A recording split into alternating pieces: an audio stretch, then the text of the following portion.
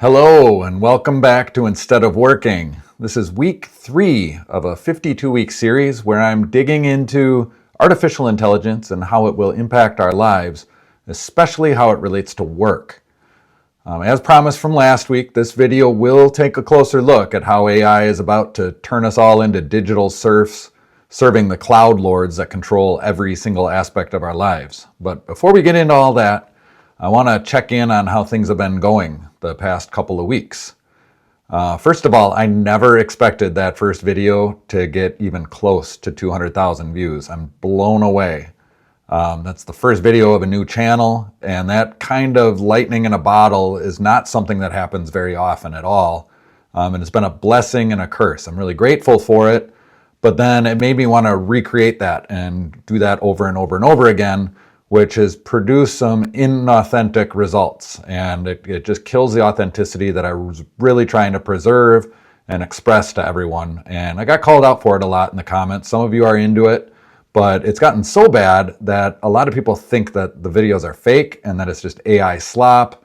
I've gotten emails from people saying they think that somebody has stolen the bike farmer's identity and created this new channel about AI propaganda. I don't know. But I promise you, this is really me. I'm a real person. I really don't hardly know what I'm doing, but I have found some success doing it. So one foot in front of the other.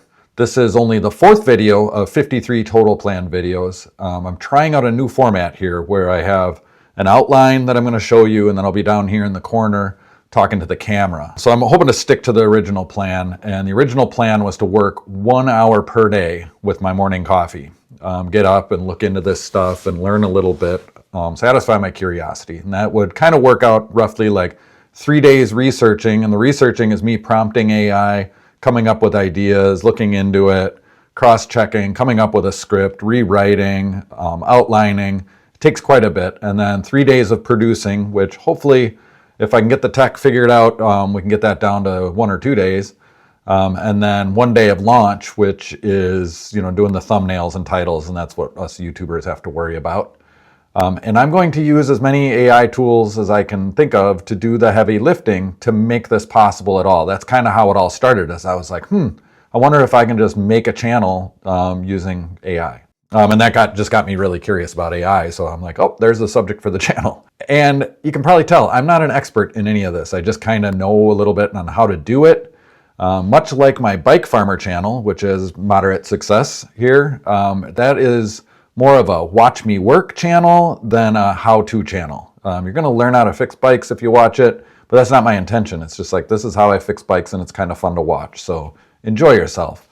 This is going to be a watch me learn channel more than it's a listen to the expert channel.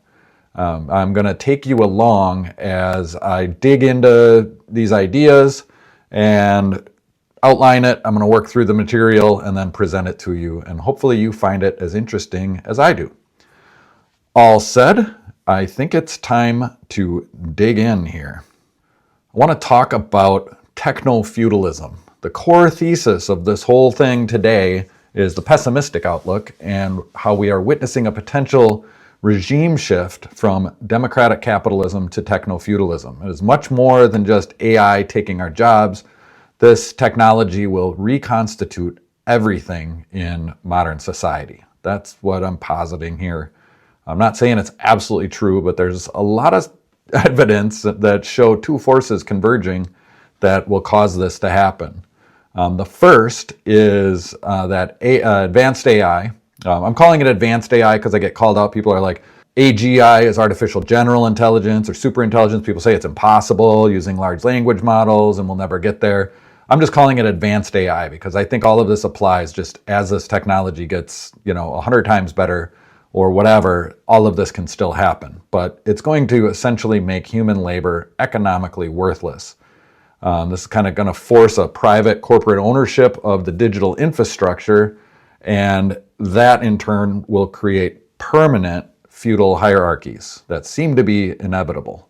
I do think there's still some time to intervene, which we'll be talking about next week. These aren't separate futures. These things are happening simultaneously. They're happening right now. They're reinforcing each other. And it's an incredibly powerful snowballing feedback loop of economic, political, financial power that nobody seems to have any real control over. So, what is the end game here for these guys? What is the exit? And I don't know what it is. They seem to be promising utopia, but then acting as though they need to be in control. A lot of people out there are saying this time isn't any different. We've seen a historical pattern in the past where we've gone from farm mechanization, which has kind of took everybody out of the fields and put them into factories, and then factory work kind of started becoming automated. The assembly line, and Henry Ford kind of started that, but then as machineries and automation came online, that eliminated a lot of factory jobs, so everybody moved into the office, and we got all these office buildings and all these like mid-level cognitive workers that I've always wondered what the hell these people do in all those buildings and live in all those apartments. But then that is even being more automated, and a lot of those jobs have been eliminated and are being done by computers. We've been watching Mad Men lately, and they all used to have secretaries that do all this stuff, and we got automagic coffee machines that make you whatever you want. You don't have to go down the street for it anymore. And secretaries, nobody has secretaries anymore. I mean, I guess some people have assistants and stuff, but you don't need it. The technology does it. I remember when my dad got his first Palm Pilot, and he was like blown away that he could do everything himself. A lot of this has led to the great decoupling. You'll see the graph here. This is an interesting concept. In 1973, the productivity curve kind of keeps going up, and it seems to be exponential now, but the wages curve has stayed flat or hasn't followed. And in 1973, there was a number of things that kind of contributed to this, automation being one big one. A lot of people talk about outsourcing, and I always wanted to blame it on Reagan, but I've learned that it really has a lot to do with technology. So each wave before this had an escape route and led to higher value work, but it just doesn't seem to be that way anymore. It seems that advanced AI kind of closes the final door. And when human AI exceeds humans in all cognitive tasks, I think creativity, emotional intelligence, and like some strategy kind of stuff is kind of a side. But with scientific and reasoning and design and all that kind of stuff, there's really nowhere else to climb. Oh, here are my notes on the great decoupling. I've been through this a couple times and I still forget. Deregulation, offshoring, the end of the gold standard, all of that started happening starting around 1973. And then as time has gone on, it's gotten worse and worse and worse. At the end of the day, if the machines are doing everything at 1,000 times the speed and 1/1000th of the cost, AI inevitably is going to push the value of human cognitive labor, at least. And it seems like robots are on the same path. That's going to push the value to zero, making us obsolete. That's one of the fears. This can be thought of as a triple failure state, which I don't really know what that means. It's like a three-pronged deal here. Think of this as cascading severity. So what I've been talking about so far is just economic collapse, where we don't have any value. That can happen if the AI bubble bursts. I talked about that last week. And we all lose our jobs. And Yuval Noah Harari, I think is how you say his name, calls this the useless class. It's a pretty off-putting term, but basically he posits that humans don't become just unemployed, but become economically unemployable. I didn't even know about this useless class idea when I was like, become unemployable to survive this. I guess some other economist has thought about that too. I'm thinking of it more spiritually and like how to protect your soul and your humanity, which we'll get into. Not necessarily how to make yourself valuable to society, but so you still feel like you're valuable yourself. Anyway, I'm ahead of myself. Under these conditions, the economic collapse, universal basic income or something like it becomes absolutely necessary so people don't revolt. And at the bare minimum, it'll be a subsistence pacification of the populace. We won't be provided with the abundance that potentially AI could create because the economy is going to keep growing. It'll be AI trading with AI, and the humans will be living outside of it.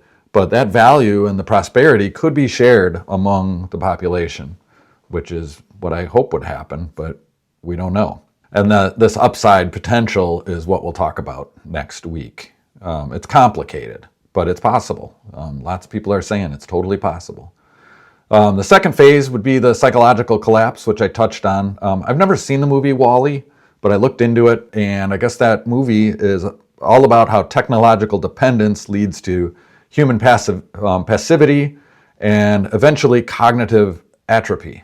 There's some big words here, bear with me, but the algorithmic paternalism is, we see it every day now. Why bother worrying about making the right choices for yourself when AI can just optimize those choices for you? Think of your YouTube feed or your Facebook feed. This is the stuff you're into. It knows you better than you know yourself, or so it may seem or think. This is just going to get worse and worse and worse. This is an interesting concept.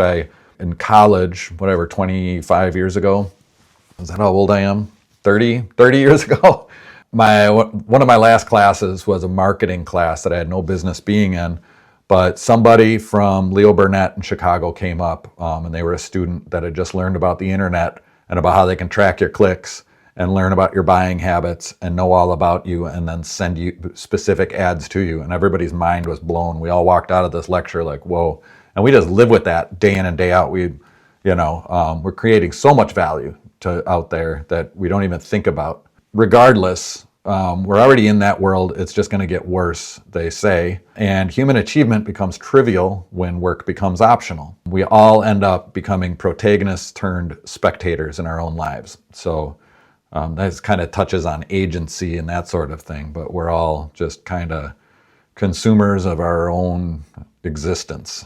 The third part is the existential risk. This is as a species. We just have no future. The alignment problem is, can we ensure that superintelligent AI adopts human morality and remains compatible with our own survival? The instrumental convergence theory is how it's not that the robots are just malicious and want to kill us all, but that AI and the machines are always going to focus on the task at hand and always strive to complete its goal. So two common examples are, if the machine is supposed to make paper clips and it identifies that humans can turn it off so it can't make paper clips anymore, it will get rid of the humans so it can keep making paper clips. Or curing cancer. Why not just kill all the humans so the cancer doesn't have anybody to kill? That's one way to do it, right? So there's these kind of philosophical issues that they're wrestling with. Another thing that came up, and AI introduced this to me, I just learned about this problem and looked into it, but the gorilla problem. I didn't know it, but gorillas only exist because humans permit it. There isn't enough habitat for them to exist on their own. It has to be human intervention that allows gorillas to exist today. And we are at risk of becoming the gorillas. Hopefully the machines are benevolent and take care of us and don't just let us die out. The critical point here is that this isn't just inequality, like financial inequality or job loss. It's the potential end of human economic relevance, psychological agency, and existential control. And if you think this sounds bad, we haven't even talked about P-Doom yet. We're going to get there towards the end of phase one. I've kind of got it broken down to 12 weeks at a time for the year. So it's coming, but I don't want to freak everybody out and make them think that I'm just a doomsday bro, because I'm not. I don't think. I mean, maybe by the end of it I will be. So, Techno-Feudalism, the new power structure that some people are predicting. So the book, Techno-Feudalism, What Killed Capitalism, was written by Yanis Varoufakis. He's a former Greek finance minister and a prominent economist who argues that big tech companies have created a new economic system replacing capitalism, where users are treated like modern serfs. Okay. The distinction between capitalism and feudalism is absolutely critical to this, so we'll touch on it here. Capitalism is profit from innovation. You make better products, you compete in open markets, try to maintain profit margins, improve value to shareholders, that sort of stuff. The value comes from creating and improving through innovation and human labor. Feudalism, on the other hand, is rent. So those the higher ups get paid rent from the ownership of their property. They own the essential resources. Back in the day, in the Middle Ages or whatever, it was land that they owned, and they would charge rent for access. The value that they bring is through gatekeeping. Try to take it from me, kind of thing. And you can't, so you pay your way in. And the renters, under this system, the renters can never build equity of their own. There's no ownership. But they can live comfortably-ish. And I've seen this idea that I'm sure I'll dig into at some point, where it's you will own nothing and be happy. The modern translation of all this is, and this blew my mind when I first learned it or heard about it, is that land is now cloud computing. So everything's in the cloud. The AI models, the payment platforms, the distribution networks, everything's going to be owned by the cloud lords. And you literally cannot exist as a modern business or creator or in any sort of meaningful way today, it seems like, without renting from these infrastructure owners. You could go live in the woods and do your own thing, or you're going to have to operate outside the system if you want to keep your agency somehow. With the AI stealing all the jobs, it's going to force millions of people into this new system, the one that I feel like I've been operating in happily for the last couple decades. Well, only happily for the last decade, but took me a while to get there. It's going to take everybody a while to get there. It's the path of least resistance. Right now, the Techno-Feudalism is the easiest way for it to go. And if we just sit and do nothing, that's probably where we're headed. That's what it seems like to me. And here's a little bit more on that and why. It's permanent, right? If it happens, because of the AI moat, they call it. The numbers are going to lock it in. Only the existing giants in tech can afford to go down this path comfortably. And unless we all band together and actually take control of our government again or something, can we intervene? Otherwise, it's going to happen that way because we can't compete. It's already become economically, structurally impossible to compete with these tech giants in any kind of meaningful way. So it does seem to be all of the value on Earth. Seems like could be wrapped up into the system. And if you don't have it, you ain't gonna get it. So a new hierarchy will be born from this. Be careful with this one. This is just a chart. It's a structural model. None of this is inevitable. But as I've been saying, the forces are very real here. The cloud lords that own the infrastructure, think about Amazon World Services. It's unbelievable how much is dependent on that cloud computing. Google, I do everything with Google, and Apple, we're just locked in. And all of our economic activity, pretty much all of the GDP growth in the United States right now, at least, is tied to AI development. This is what they're banking on, literally. So that's the cloud lords. We know who they are, and they are in the government. We'll get there. So even pretty powerful corporations that are controlling media and the way we get around and survive. Developers are paying 30% at the App Store fees. Those are all the vassals, right? So back in the medieval days, the vassals had armies, but they all served at the Lord's pleasure. So even those, big companies that we depend on and pay subscriptions to are at the whim of Bezos, right?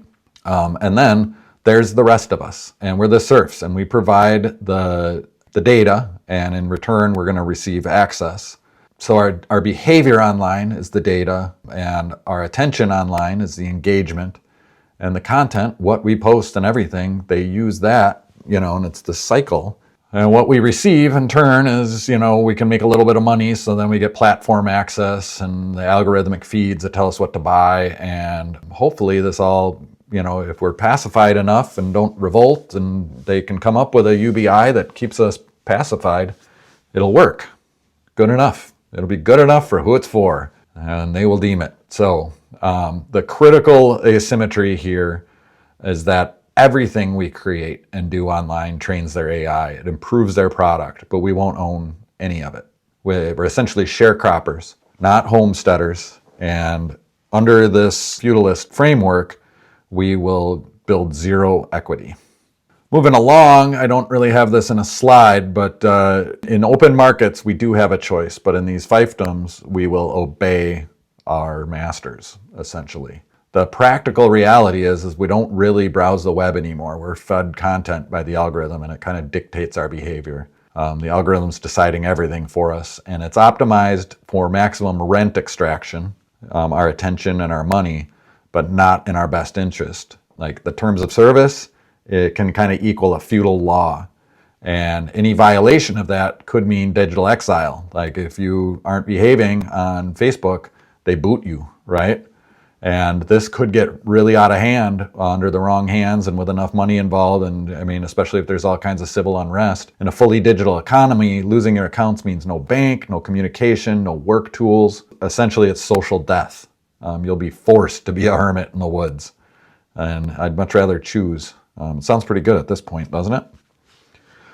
There has been a political alignment recently that is concerning to me. I think it's concerning, and this is where I'm going to get myself in trouble, and in the comments everybody's going to tell me I'm crazy or I don't understand politics these days, but it seems like there's been a specific powerful faction controlling massive infrastructure, huge big names that have kind of shifted and picked a side. And we're talking about major financiers and venture capitalists like Mark Andreessen, Elon Musk, clearly, David Sachs, Peter Thiel. We know these names, right? It's not all of tech, but this core group controls a lot of it. The surface reasons for them making this political shift from they were just libertarian now to this kind of like authoritarian power grab, executive power grab, at least in Washington, is a reaction to Lena Khan's FTC. She was blocking mergers that venture capitalists depend on for their exits. They didn't like that, so they want to deregulate.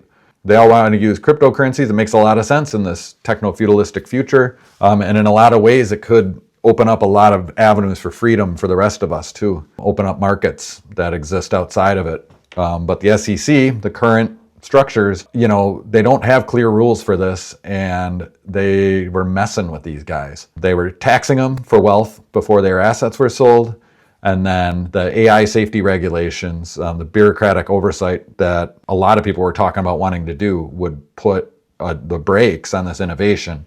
And it could be really critical to homeland security and other bigger issues. The deeper ideology here is the founder kings that we just mentioned kind of are at odds with democracy. The critical insight here is that Silicon Valley, or any corporate structure, they're monarchies or dictatorships. They like to move fast and break things because it's like, what is it? Fail fast, right? That's great unless you're dealing with, the public, I guess. But to move fast and break things, it really requires unilateral power, executive power. In democracy, there's a consensus, there's committees, there's regulation, and these are all seen as bugs that slow progress.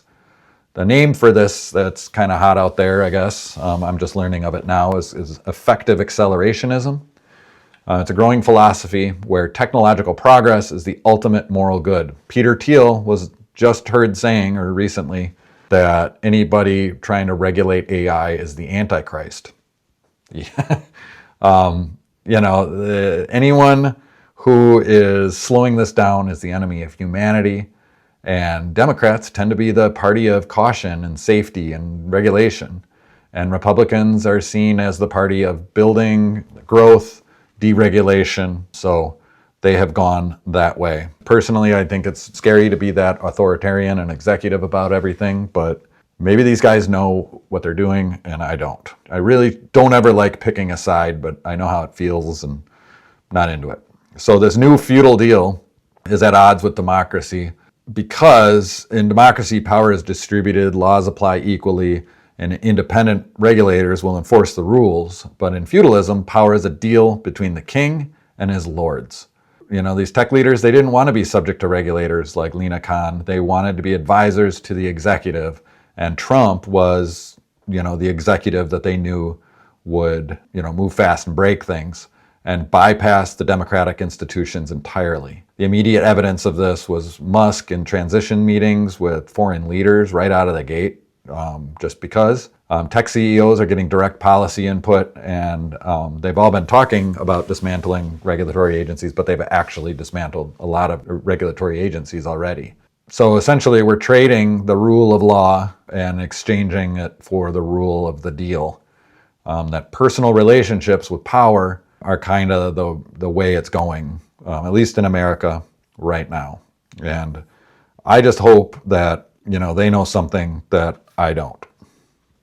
The central question in all of this right now for me is this really about capitalism or is it about democracy? So I'm going to try to present both of these fairly. The tech bro libertarian view is that they are saving capitalism from crooked grip of democracy. That capitalism reigns and it should rule, and democracy and the bureaucracy strangles innovation. The regulations give government veto over progress, and if they dismantle the oversight, it'll unleash the market forces that they are trying to promote. The democratic concern, which I think is the side that I would lean towards normally, is that it would be dismantling democracy for oligarchy. Just by allowing these billionaires in private meetings and making policy decisions, not public laws, is pretty scary. And to me, that's not capitalism. It's more like a command economy run by kings and nobles. Yeah, democracy is definitely at risk here. It's at odds with what is happening. The synthesis of the two, and maybe probably how it'll actually play out, is that they will destroy both democracy and capitalism and come up with something totally different. What emerges then is some sort of techno-feudal oligarchy. That's something new that traditional capitalism or traditional authoritarianism never had, and that's because it's never been possible in a world of like massive abundance where everything is just taken care of by machines, so we don't have human labor as the demand side of the macroeconomic system. Why does this matter so much right now? The previous technological transitions took 50 to 100 years. This new advanced AI timeline, it depends on who you talk to, and nobody knows for sure. This says potentially 5 to 20 years. I've heard it could happen tomorrow, and I've heard it could happen never. General consensus is it's going to happen way sooner than we are ready for. And the political structures that we have now, anywhere in the world, just can't adapt this fast. I shouldn't say anywhere in the world. It seems like there's some places like Norway or Singapore that have sovereign wealth funds and kind of a structure that could support this transition. But certainly in America, with our democratic gridlock, it ain't happening. So the deals that are being made today, right now, are going to be setting the framework here for decades. So I think we're in for a bumpy ride. All right, so here we are in the closing slide. I think I'm going to leave you with 5 questions to think with. That doesn't even make sense. See, AI writes this stuff and then I edit it sometimes, but I had to get this video out, and all of those other scripts, I edited the crap out of them, and you guys all said it sounded fake because it was like too good. So it's messy. I'm leaving it messy just to show you how it goes. But I'm going to focus on the 3 possible paths here. The first is the optimistic one, and that's the one I want to live in. That's the one I want to promote. That's the one I want to believe in. That's the one I get excited about when I think about it. That's the one that I feel like I have been preparing for my whole life. And that's where advanced AI, or the machines, the bots, the whatever you want to call them, creates a post-scarcity abundance. It's kind of a utopian idea, but if everything's provided for us, then we could have a meaningful universal basic income, and there are economic levers that can be pulled to provide this. It can work.